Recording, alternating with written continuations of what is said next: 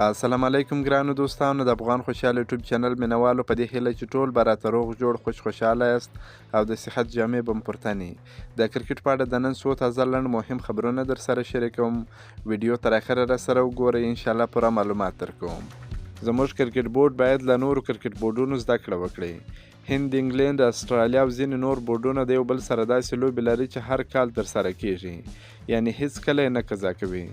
زموږ بورډ باید هم دغسې یو پلان ونیسي او نور بورډونه راضي کړي ترڅو هر کال ورسره لوبې برابرې سي. 8 کاله کیږي چې هند او نیوزیلینډ هر کال د 20 ورځو لوبې سیریز کوي چې ټولې هند ګټلې دي.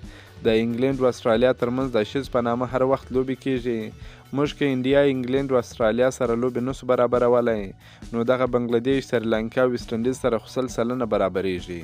خو لږ کار غواړي چې کرکټ بورډ یې نسي کولی. نن د انډیا او نیوزیلینډ ترمنځ د 20 ورځې سیریز لومړۍ لوبه ترسره سوه چې په دغه لوبه کې باران وسو او دغه لوبه د باران له امله بې پایلې پای ته ورسېده.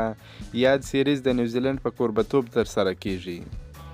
سبا ماښام 7:30 د پاکستان سوپر لیګ بولۍ ترسره کیږي. یاد لیګ ته 43 افغان لوبغاړو نوملیکنه کړې ده چې راشد خان د لاهور قلندرز او نوین الحق د کویټه ګلیډیټرز لوبډلې سره لوبیږي.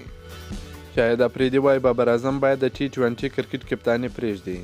د بابر اعظم په مشرۍ پاکستان د 2022 کال 20 ورځې نړیوال جام په پایلوبه کې د انګلند څخه ستره ماتې وخوړه. پاکستان د 2022 کال 20 ورځې نړیوال جام په سوپر 12 پړاو کې د پرله پسې 2 لوبو د بایللو وروسته د ایونت فاینل ته لاره پیدا کړه. د بابر اعظم په مشرۍ لوبډله بالاخره فاینل ته ووتل چې په فاینل کې د انګلند څخه ستره ماتې وخوړه او انګلستان د نړۍ اتل سو.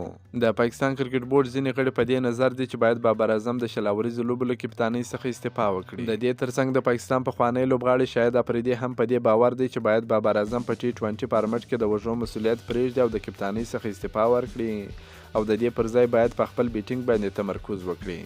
په 500 ورځو او ټیسټ لوبو کې باید لوبډلمشري او کپتاني وکړي. د 20 ورځو او 500 ورځو او ټیسټ لوبو 15 غوره بالران چې پکې په 2 فارمټونو کې زموږ اتلان هم شتون لري. په 500 ورځو لوبو کې مجيب رحمان او محمد نبی شامل دي او په 20 ورځو لوبو کې بیا راشد خان شامل دي.